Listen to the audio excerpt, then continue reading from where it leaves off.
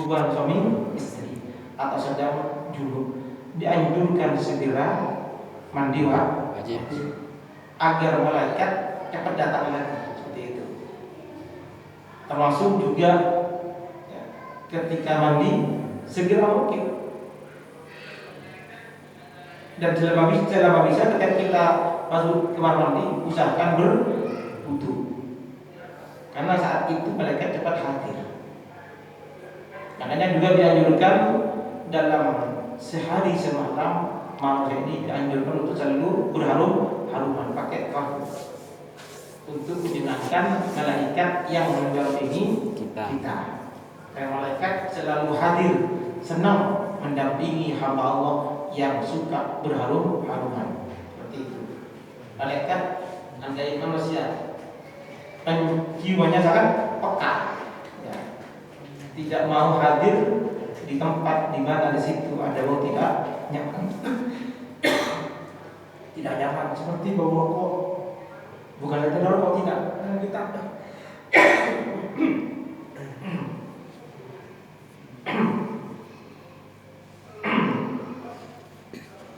Itu diantara malaikat yang wajib kita ketahui dan harus kita yakini keberadaannya.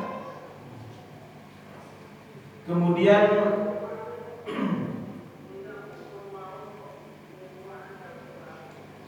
tadi kan setiap manusia didampingi malaikat raqib dan malaikat atid dan mencatat amal-amal. Lah bagi anak bocah yang sudah tamis antara kelas 1 SD, menurut pendapat yang sahih, katibun bil hasanat yaktubu lahu wa liyuha ma'jurun bi amri lahu biha. Artinya apa? Malaikat anak yang sudah tamis ketika berbuat baik, anak itu ketika baik, maka malaikat akan mencatat dalam catatan amal anak itu. Begitu juga orang tuanya dikasih atau diberi pahala atas menyuruhnya orang tua atau wali kepada anak itu berbuat baik. Tapi ada yang menyatakan kebaikan yang dilakukan anak yang belum balik, kebaikan anak yang belum balik, ada ulama yang menyatakan pahala hanya dimiliki orang tuanya. Makanya kalau kita punya anak belum balik, sering dibawa ke masjid, ke masjid taklim, ke tahlil dan selawatan, agar apa yang dilakukan anak itu kita kebagian pahala. Dan selain itu melatih membiasakan anak itu melakukan kebaikan, seperti itu.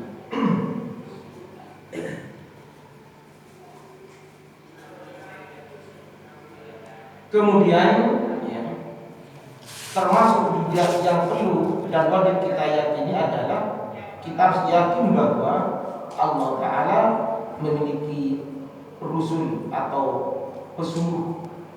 Kita harus yakin bahwa Allah memiliki rusul dan para nabi yang jumlahnya ya, jumlah rusul itu berjumlah 313. Ada yang menyatakan 314, ada yang menyatakan 315. Cuma yang wajib kita ketahui, nabi rusul itu hanya 5. Sebagaimana yang kita tahu dulu di kitab Aqidatul Awam.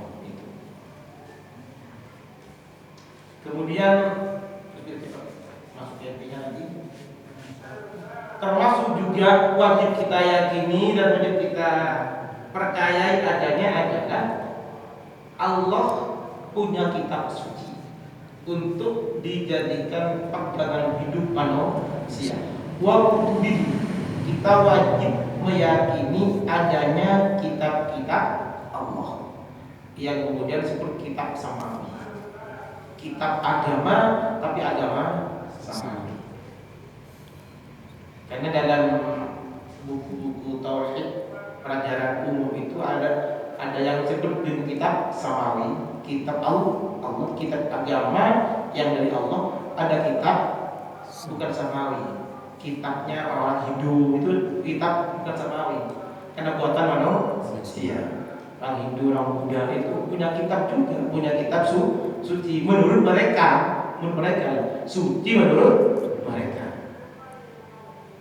Nah, kita wajib meyakini adanya kitab-kitab Allah saja. Kitab Allah itu 104, jumlahnya 104, cuma yang wajib kita ketahui hanya 4-nya saja, yaitu kitab Zabur, Injil, Taurat, Al-Quran itu. Dari sekian kitab-kitab Allah yang berisi ajaran agama Allah sejak Nabi pertama sampai yang terakhir, walaupun kita tidak pernah nutut kitab suci yang pertama, kita hanya nutut kitab Al-Quran, tapi perlu diingat bahwa semua kandungan-kandungan kitab Allah, semua kandungan kitab Allah yang berjumlah 104 itu oleh Allah dikumpulkan, dirampingkan dalam kitab Al-Quran. Berarti kitab Al-Quran itu walaupun turunnya terakhir tapi komplit, benarnya itu. Kenapa demikian? Karena dalam kitab Al-Quran juga ada kandungan kitab Zabur, ada kandungan kitab Taurat, dan juga ada kandungan kitab Injil.